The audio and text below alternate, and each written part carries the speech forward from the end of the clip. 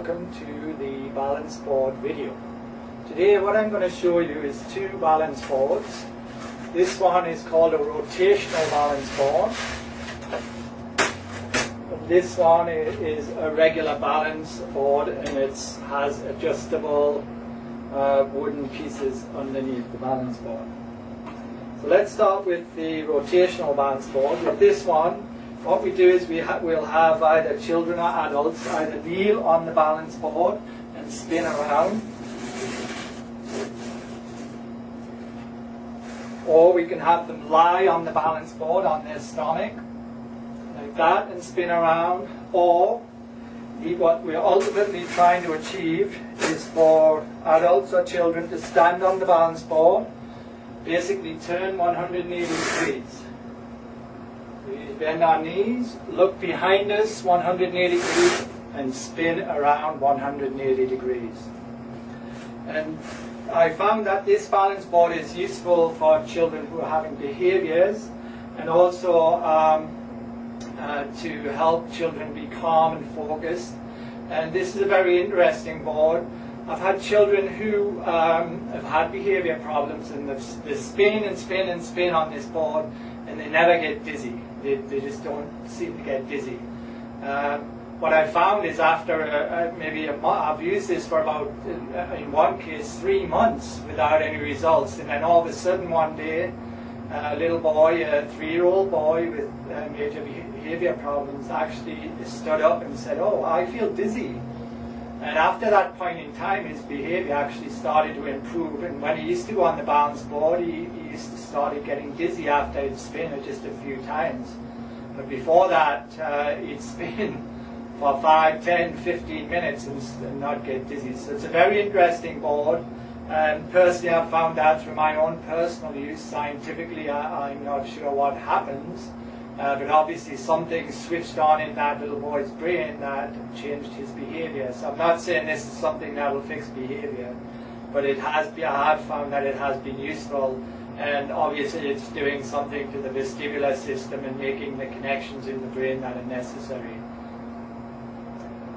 So that is our rotational balance board. So this one is the regular balance board. For the demonstration purpose, I'm going to leave it on the easiest setting, which is this one. The more difficult setting is off on an angle like that. So usually with this board we can do a few different things on this board. Here we also have feet patterns, so for children they can either stand on the easy setting or on the more difficult outside settings. I'm going to show you two routines on this board, and I'm going to have to adjust my camera height because I'm restricted for space to show you the two activities that either adults or children can use. One of the ways I use this personally is I'm actually standing on the balance board now. I know you can't see it. I use this to study, and here I just have a book that I picked up, and it's Dummies 101 HTML. So what I would be doing is I'd be standing on the balance board, which basically switches on the vestibular system in our heads, and or actually in our ears. And what that does is it sort of helps the brain switch on so we can assimilate knowledge.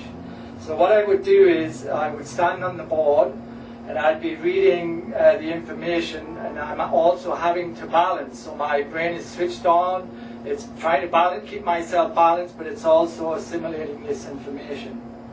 And usually what I would do is I find it's better to read this information out loud, and you tend to assimilate the information a lot easier if you're actually seeing it, standing on the balance board and reading it. So you've got a lot of sensory input going into the brain.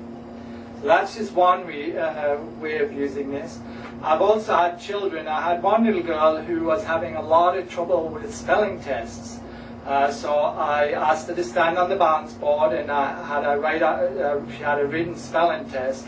And I asked her to say the words out loud and then spell them. And then I asked her to close her eyes and see the word in her mind. And I would spell the word to her as she was doing that process. and she was getting, I think, 5 or 6 out of 10 without using the balance board, and then after that she was getting 10 out of 10 and she was getting 100%. How you scientifically prove that, I don't know, but it does work. It does help you assimilate knowledge. If you're studying at college, it's quite useful, and for children who want to learn things, it's very useful. Now, the other thing I want to show you is what I call the passing stick. And this is used to help children with an awareness of where things are in space. What you might find is some children who have sensory difficulties will be touching the wall or feeling things wherever they're going. So it's kind of an indication that they may have sensory difficulties, but they're not exactly sure of where they are in space. I actually do that myself sometimes. I would be running my hand around the space, especially if I'm in a busy mall and I don't feel too comfortable because it's crowded and busy. So this passing stick is actually about a similar size to a ruler. This is a 12-inch ruler, and you can actually use this to do the activities. So I'm just going to turn around and show you this activity and how I use the balance board. So basically what we're going to be doing is we're actually just going to be passing the stick over one shoulder, passing it into our other hand, coming around and passing the stick. Now over time you'll get used to the activity and you'll just be able to sort of speed up. And usually what I'll do is I'll count 1, 2, 3, 4, 5, 6, 7, and usually I'll count up to 50 as a routine. And usually I find that I'm more centered, more focused, and ready and willing to go to work and do my job. And that just helps me get started on that. Another activity that we can also do on the balance board, I'll just quickly tell you about that one, is we can actually stand on the balance board and count down from 100 in any number. So I'll do an easy one because I'm actually talking to say it. So we'll say count down in 5. So we'll go 100, 95, 90, 85, 80, 75, 70, and it's kind of difficult to focus when I'm talking. But basically what you would do is do that by counting down in 4s or 3s or 7s. And what that does is it switches the brain on. You have to start thinking about the number, and the more difficult it actually is, the better it will be, because your brain is having to process and do all these things. And the balance board just helps do that.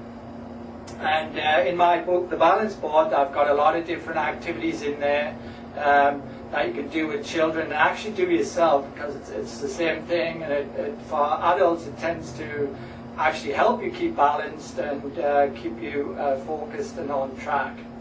So thank you for watching this video, and have a great day.